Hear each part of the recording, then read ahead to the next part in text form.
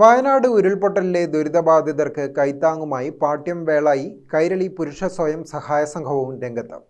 സംഘത്തിന്റെ നേതൃത്വത്തിൽ കാര്യാട്ടുപുറം ടൗണിൽ ചായക്കട ഒരുക്കി. Pattiam panchayat vice president K P. Pradeepan ഉദ്ഘാടനം ചെയ്തു.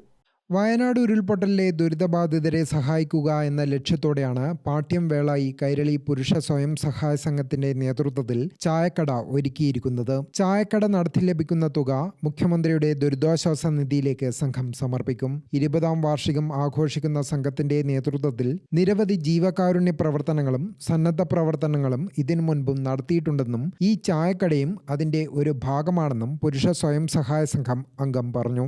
അവിടുത്തെ വയനാട്ടിലെ ജനതയുടെ അതിജീവനവുമായി ബന്ധപ്പെട്ടിട്ട് നിരവധി സംരംഭങ്ങൾ നടത്തി ധനശേഖരണം നടത്തി വരികയാണ്. അതിൻ്റെ അടിസ്ഥാനത്തിലാണ് നമ്മുടെ വേളായി എന്ന് പറയുന്ന ചെറിയ പ്രദേശത്തുള്ള പുരുഷ സ്വാശ്രയ സംഘം, കൈരളി പുരുഷ സ്വാശ്രയ സംഘം ഇത്തരത്തിലുള്ളൊരു ഉദ്യമത്തിന് തയ്യാറായിട്ടുള്ളത്. സംഘം രൂപീകരിച്ചിട്ട് ഒരു 20 വർഷം പിന്നിടുന്ന ഈ വേളയിൽ വിവിധങ്ങളായിട്ടുള്ള പരിപാടികൾ നമ്മൾ മുമ്പും നടത്തി വന്നിട്ടുണ്ട്. ജീവകാരുണ്യ പ്രവർത്തനവും സന്നദ്ധ പ്രവർത്തനവും ഉൾപ്പെടെ വിവിധങ്ങളായിട്ടുള്ള മേഖലകളിൽ നമ്മൾ ഇടപെട്ടിട്ടുണ്ട്. എന്തായാലും ഇപ്രാവശ്യം ഈ ഒരു പ്രകൃതി ദുരന്തത്തിൻ്റെ ഭാഗമായി വയനാട്ടിലെ ജനങ്ങളെ സഹായിക്കാൻ വേണ്ടിയിട്ടാണ് നമ്മൾ തയ്യാറായിട്ടുള്ളത്.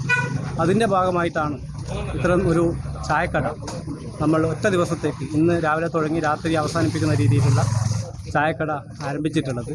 ഇതിനകത്ത് സംഘം പൈസ മുതലെടുക്കുകയും ഇതിൽ നിന്ന് കിട്ടുന്ന മുഴുവൻ വരുമാനവും വയനാട്ടിലെ ദുരിതം അനുഭവിക്കുന്നവർക്ക് വേണ്ടി കൊടുക്കാനുമാണ് തീരുമാനിച്ചിട്ടുള്ളത്.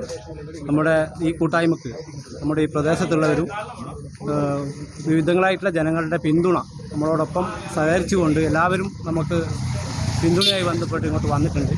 ചടങ്ങിൽ കെ. ബാബു അധ്യക്ഷനായി. മിസ്റ്റർ വേൾഡ് ഷിനു ചൊവ്വ, കലാമണ്ഡലം മഹേന്ദ്രൻ, പ്രശസ്ത മിമിക്രി ആർട്ടിസ്റ്റ് ശാർങ്ങധരൻ കൂത്തുപറമ്പ്, സജു കാരായി, പാറായി രാജു, പ്രജിഷ് ബാബു, കരുണാകരൻ, കീരൻ സുരേന്ദ്രൻ, രജിത തുടങ്ങിയവർ സംബന്ധിച്ചു. ഗ്രാമിക ന്യൂസ്, കൂത്തുപറമ്പ്.